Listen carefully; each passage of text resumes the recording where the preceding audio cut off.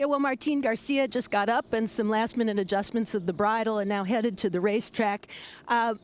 He goes to the racetrack by himself without a pony accompaniment. Jimmy Barnes is actually with the Oaks filly for Bob Baffert Tenma, but they describe him as very sensible, Citizen Bull, a horse who is pretty well-mannered and kind of does what you need him to do, despite the fact that he has some wicked early speed. You can see that he's got those blinkers on board. They're not big blinkers. In fact, there's very little cup at all surrounding the eye. So just something to kind of put a little extra pressure on the horse to keep him focused and let him know that something is there, keep his mind on business ahead of him.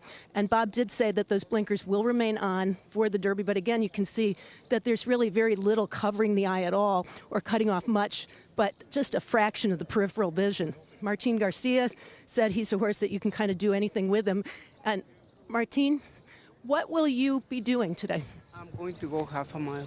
Half a mile, and is he pretty sensible? Does he kind of respond to whatever you ask him to do? Anything. He answered any questions.